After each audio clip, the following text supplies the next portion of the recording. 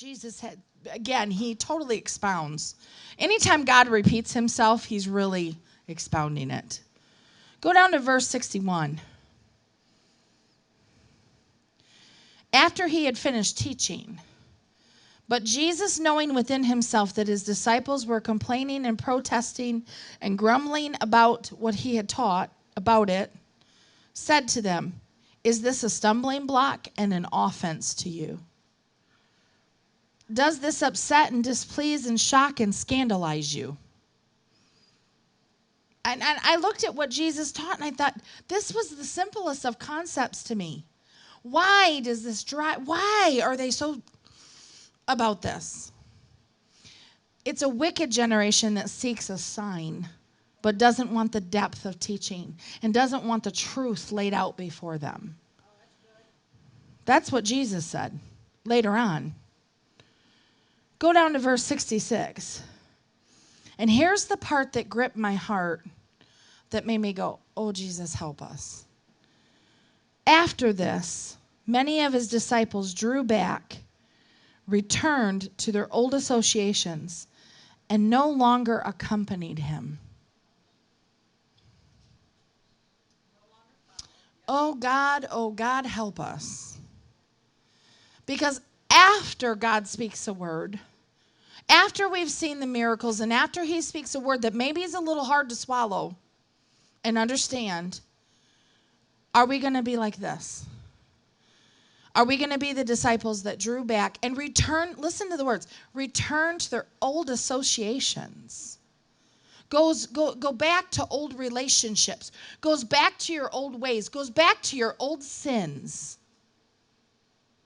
and no longer accompany him. But Jesus said, I will never reject the one that comes to me. Yet they no longer return to him. You know, we talk about how Peter denied Christ. We talk about how Judas betrayed Christ. We rarely talk about these disciples that left and returned back home to their old associations and no longer followed him. I don't talk a whole lot about them. I didn't even know they existed. I didn't know.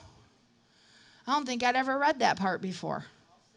And it made my heart just right to the ground. Wow. Jesus wasn't confrontational. He just was simply stating the truth. They just watched him feed 5,000 people. And they can't understand that he is the bread of life. And yet here they were satisfied off that one meal for over a 24-hour period. So he was showing them, look, I am the bread of life. You'll never go hungry if it's me you're seeking. That's right. So when God says those words, are we going to get offended at him and just go backwards to our old life? Because, you know, God, I just can't do this Christian life. I can't do this Christian life. This is too much is required of me. You're asking too much of me. You're asking me to separate myself from the world. You're asking for me to leave my old associations. I can't go hang out and go do the things I used to do because you're asking too much of me.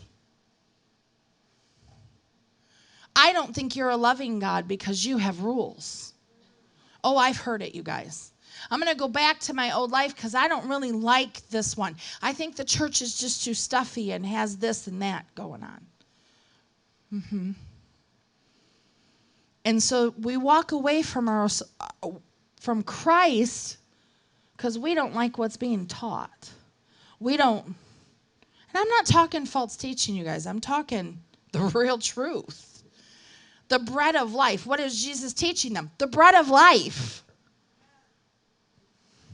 And I thought, what a simple concept. And yet they were offended at it. Do you know what offends the world is not the complex things, but the simple things? Do you know what offends them? The virgin birth. Do you know what offends them? The cross. Do you know what offends them? The tomb. Do you know what offends them? The bread of life. Why do the simple things offend? You know why? Because we overcomplicate everything. We think if God really intended to do it, he'd have to do it like this. Why? Because he has to do it like us? God don't do nothing like us. He is so different from all of it. I look at the Bible many times and think, God, you are weird. And I could hear him laughing at me. Yes, I am. And you love me because I made you. I mean, that's my talk with him. But he does things so differently. Are you going to be offended at Christ? These are questions that God began to ask me. Jasta, am I going to offend you? What if I told you to follow me and it's not an easy road? What if my pace that I tell you I want to keep up with is going to be really hard for you? Am I going to offend you? Are you going to leave me? What if I told you to carry your cross? You know, that's the one that, that's the teaching you can't teach the young.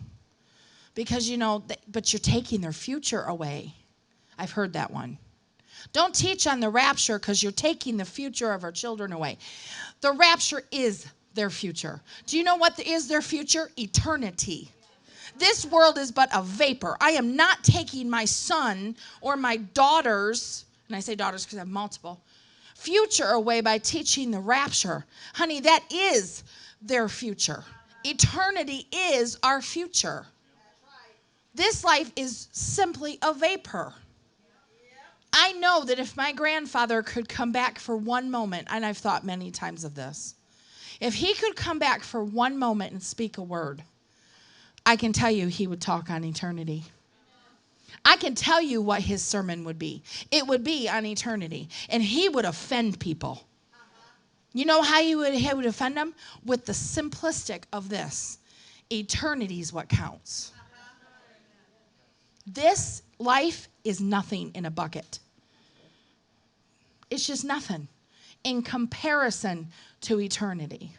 And yet we are so wrapped up in this life. And you think, oh, no, I'm not. I'm just waiting for that. Oh, yes, you are. We're more wrapped up in this life than we want to admit. How do I know? Because we're scared to die. That's how.